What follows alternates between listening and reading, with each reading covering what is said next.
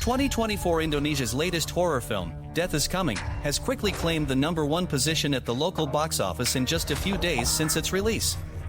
The horror is not only intense but also deeply gripping. The story revolves around a high-powered woman who, in her desperate attempt to provide for her 3 children, seeks out a wizard and makes a deal to sell her soul to a demon. By the end of this life-changing decision, her once dreary cornflower store transforms into a massive success. In just a few days, the store was thriving again. Estate attracted numerous customers, and with the money she earned, the woman was able to support and raise her 3 children. However, what she never anticipated was that the bargain she made for her soul would lead to a series of peculiar and bizarre occurrences exactly 10 years later. To the outsiders, the store appears to be a new and thriving business. It was so dirty and messy, and it was so easy for a guest to come, but she didn't realize that when she brought the food back, there were suddenly so many worms that she almost vomited. She couldn't help but wonder how the freshly cooked food could have become so disgusting, so she rushed over to the food to check the result, but she found that the freshly cooked food was filled with an unbearable stench, and that this bizarre scene in quick succession made the woman think of the present situation 10 years ago. She was reminded of her appearance 10 years ago, so she immediately went to the witch's house to find out the reason for her death, but when she arrived at the witch's house in the middle of the night, she saw a funeral procession at the door, and it was only when she made inquiries that she found out that the witch had died that afternoon. No one knew how he died, except that she had scratched her face like a madwoman before she died, and she had let out a few screams, and finally, the witch had died. And then, the woman went into the room to pay her respects to the sorcerer, but in the midst of her grief, she was shocked to find that the cotton wool had fallen from the sorcerer's nose for no apparent reason. Thinking that this was an after-death reaction, she trembled and put the cotton wool back in, but then the sorcerer's mouth suddenly opened and his eyes stared straight at her, and the woman was so frightened that she tried to call for the undertaker, but no response came, and so she was forced to give the sorcerer the courage to speak to her. She had the courage to close the witch's eyes, but in the next moment, the witch suddenly turned into a vampire and vomited a huge mouthful of black blood at the woman while the woman was in a panic. Her son also encountered something extremely strange at first. He was eating snacks and watching Ultraman, but as he watched, there was an urgent knocking at the door just as he was about to go over and open the door. The door opened on its own for no apparent reason. The son squinted and looked at it and saw that the door had opened on its own. It was a woman with open eyes, who, putting on her spectacles, took a closer look, and found that her mother had returned, but, strange to say, no matter how much she spoke to her mother, the other party, ignoring her, and without a sign of emotion, went to the room, where the child, in a state of confusion, followed her to the room. But, while he was looking about him, the child was so frightened that he hurriedly closed the door, and then immediately knocked at his sister's door to tell her of all the horrid shadows which they had just experienced, and, while they talked, knocked on the door of his sister, who was in the middle of a conversation with him, and then told her of all the terrors which had just occurred. While the two were talking, the knocking sounded again, and the little boy, who was strong, immediately hid himself behind his sister, but May, who did not think so, calmly went and opened the door, and it was only when his mother came to him and kissed him that his child's heart fell at last, but on second thought he felt that something was very wrong, and that if she had only just returned to the house, then who was the woman who had been with him? And so it was, that very late at night, while his mother slept, that his body suddenly fell into an awkward position, and he was taken off his feet. She suddenly drew up uncontrollably and rolled her eyes in fear. She awoke with a start, realizing that the eerie whispering of an evil spirit was emanating from a nearby radio. Quickly, she rose with a sense of urgency, closed the radio, and waited for the lights to go out. In the midst of her horror, the wardrobe creaked open, and a twisted, wrinkled hand slowly crawled out from the closet. In an instant, an evil force lifted her up by her voice, grabbing her by the neck. The woman, though strong, fought desperately to escape. But in the next moment, it was just a terrifying nightmare. However, she always felt that what had happened was more real than ever before, and she surmised that the events from 10 years ago had probably led to this unsettling situation.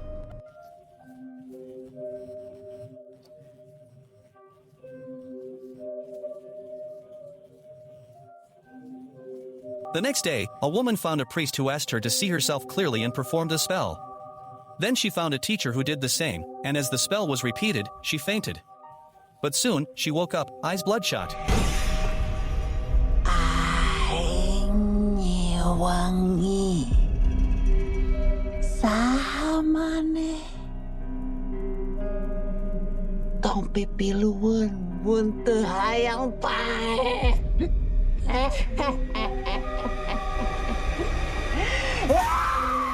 The master fell, spitting blood, fearing she'd be sent to Ukraine.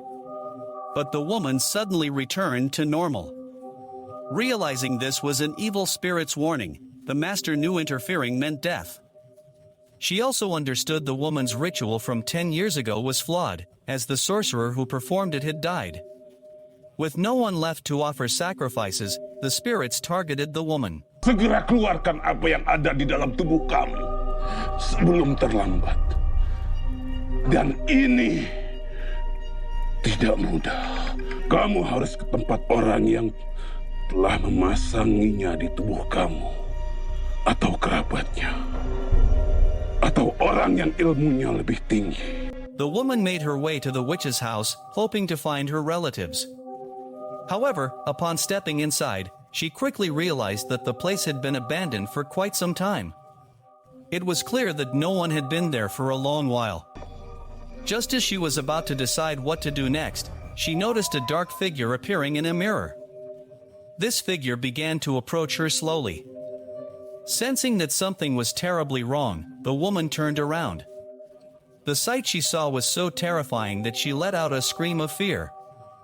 She became so weak and ill that whenever she tried to eat, she would end up vomiting a large mouthful of black blood.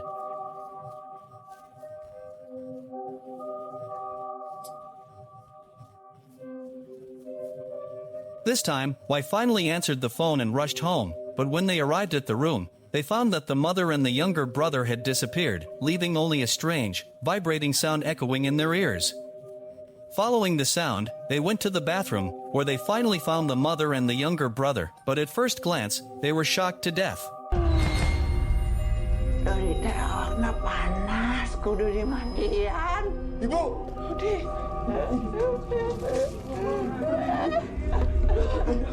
At the same time, she told the two sisters the whole story, but there was only one thing she never mentioned, and that was that there was a very strange stipulation in that ceremony, that as soon as it was begun, an offering had to be made to the evil one, and that the evil one, if it lost the offering, would take the woman's child, and that was why the brothers had been subjected to so many strange things in recent days. But now that the only witch who could have offered the sacrifice is dead, and even the witch's family has fled, the prudent course of action is to find a master who can perform an exorcism for the mother, so that the evil spirits can be exorcised. The next morning, the three of them found some believers, and with their help, went to the place where the master was staying. They first drove to a grove of trees, and then carried the mother to the depths of the grove, and as they neared the place of the master, the three of them found some believers. And as they approached the master's place, they decided to pray to show sincerity. But as soon as they began, the mother's body acted strangely. The brother noticed something was wrong and saw an evil spirit around his mother. It had been raining, but the group kept praying, unaware of the danger. Moments later, they sensed something amiss, and the mother, who was lifeless on the ground, vanished instantly. They split up to search and found her nearby, transformed into a demon with black eyes, a sneer, and rotten teeth. Before they could react, she attacked one of them. The other letter writer, in a rush, said, "I'm sorry, I'm sorry." The disciple was extremely frightened, so much so that he froze in his tracks, unable to utter even a single word. Only when the evil spirit approached him did he attempt to flee, but at that moment, the evil spirit pulled him closer. Then, it struck him with such force that he stabbed her with a club. A hysterical scream echoed throughout the forest. When Wai and the other disciple finally arrived, all they saw were two bloody corpses.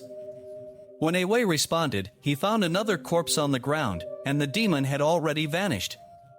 He approached the two sisters, disguising himself as a woman, and knelt at a distance, waiting for Xiaomei to be discovered. Naturally, they were drawn to him. As soon as the two came close, they fell into the demon's trap. The two were desperately fleeing, with the demon chasing them madly. However, just as he was about to be eaten, Mei hurried to stop him, but he was slapped by the devil and flew 2 miles away. At this critical moment, Wei appeared and stopped the devil, and only through his innovative talents did he manage to escape from his clutches, But how could a common human beings be a match for the devil?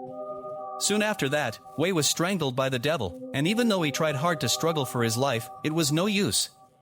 But in the nick of time, a stick appeared and knocked the demon unconscious, and it was the master they had been searching for who came to their rescue. After the master's detailed explanation, the three of them realized that their mother's body had been taken over by the demon, and if they had been late, they would have been implicated, and that the only solution was to use a handful of soil from the healer's grave, and a coconut that had the water of the gods, and that would remove the demon from their mother's body. Wei had asked them to remain here to take care of his mother. Before he began his search for the two items, the master provided him with a bottle of holy water to ensure his protection if he encountered danger. Wei proceeded to the cemetery and discovered the witch's grave without much difficulty. However, when he attempted to lift the grave, he found himself unable to do so, and he was utterly astonished. He looked down at the ground and was shocked to see it teeming with nauseating worms. He was incredibly surprised to witness the ground completely covered in these repulsive worms.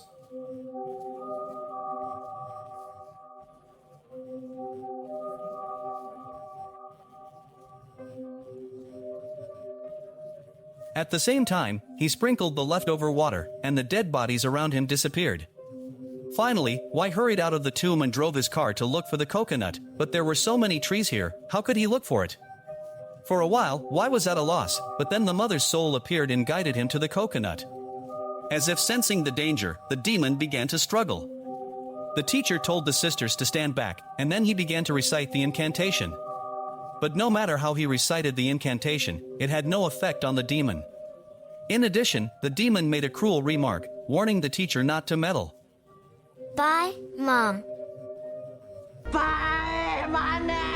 The evil demon became instantly enraged, letting out a saintly laugh as he twisted his body and mind, walking towards the teacher.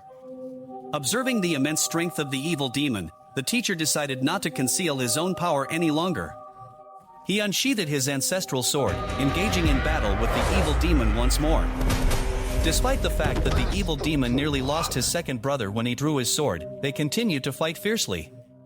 During the battle, the demon even climbed onto the master, tearing the flesh from his shoulders. It was only after the master summoned all his strength that he finally managed to shake the demon off. When the demon ceased to move, the master cautiously approached to check on him. However, in the very next moment, the demon suddenly opened his eyes and pressed the master against him. The master, undeterred by the demon's evil, drew his sword once more. He took it from his mouth and stabbed the demon through the shoulder. The terrifying sight caused the sisters, who were anxiously waiting for their brother to die, to retreat into their room. The door was stuck and wouldn't open, so the younger sister embraced her brother tightly as he cried out for their mother. She woke up momentarily, but the demon quickly took control again, grabbing a sword to attack them. Abby hurried in to intervene and stop the demon. During their struggle, the injured teacher opened the coconut and began chanting to destroy the demon. He poured the coconut milk onto his hands and then spilled it over the demon, making it scream in intense agony.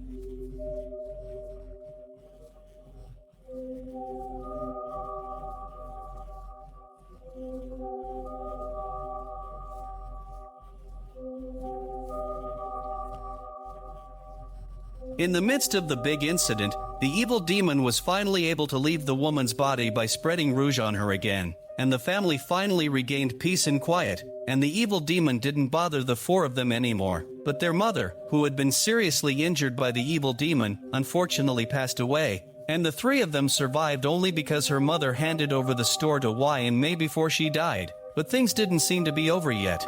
Okay, that's all for today's story. I'm Arafath. We'll see you next time.